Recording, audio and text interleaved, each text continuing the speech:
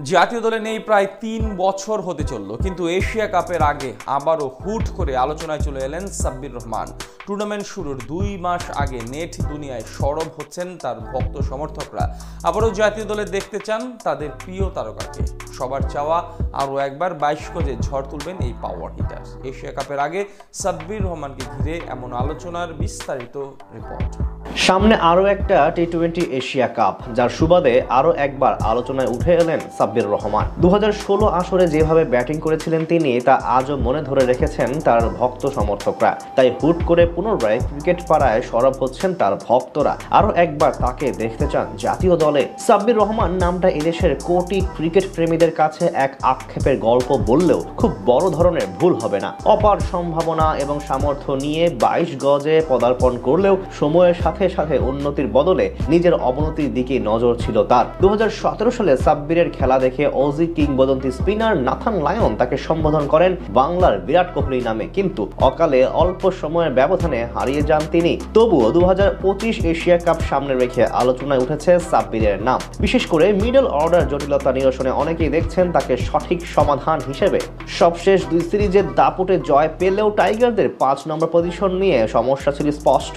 যেখানে এতদিন খেলেছেন মেহেদী হাসান মিরাজ, কিন্তু পারফরমেন্সের দিক থেকে নিজের সেরাটা দিতে পারেননি ওয়ানডে কাপ্তান। তাছাড়া মিরাজের ব্যাটিং ধরনও আধুনিক টি-20-র সঙ্গে মানানসই নয়। তাই বিশ্লেষকদের মতে মিরাজকে বাদ দিয়ে বিকল্প কাউকে ভাবা উচিত নির্বাচকদের। তাছাড়া প্রশ্ন আছে তাওহিদ হৃদয়কে নিয়েও। রানের মাঝে থাকলেও এই ডান হাতের সমস্যায় স্ট্রাইক রেট। দীর্ঘদিন ধরে নিজের চেনা ছন্দে নেই তিনি, তাই তাদের পরিবর্তে অনেকে সাব্বিরকে বিবেচনায় আনার পরামর্শ দিচ্ছেন। তার আলোচনায় আসার আরও একটি বড় কারণ পূর্বের পরিসংখ্যান। ২০১৬ এশিয়া কাপে দুনিয়ার সব সেরা ব্যাটারদের পেছনে ফেলে টুর্নামেন্ট সেরা হওয়ার পর অনেকেই তাকে নিয়ে বড় স্বপ্নের জাল বুনতে শুরু করেছিলেন। পুরো আসরে ৫ ম্যাচ খেলে পাক্কা ৪৪ গড়ে ১৭৬ রান করেছিলেন তিনি। সেই সিজনে সাব্বির পেছনে ফেলেছিলেন তিলকরত্নে দীপশান, বিরাট কোহলি, রোহিত শর্মা, শিখর ধাওয়ান এবং মোহাম্মদ হাফিজদের মতো বিশ্বমানের ক্রিকেটারদের।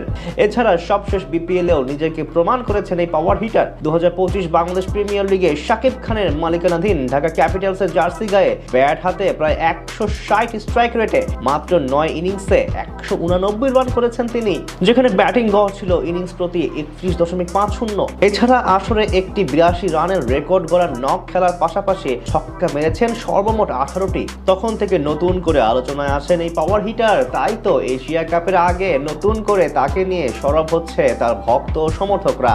অনেকেই মনে করেন মেহেদী মিরাজ ও নাইম শেখদের বাদ দিয়ে সাব্বিরকে ফেরানো উচিত জাতীয় দলে। এখন দেখার পালা নির্বাচকরা কি সিদ্ধান্ত নেন তার ব্যাপারে।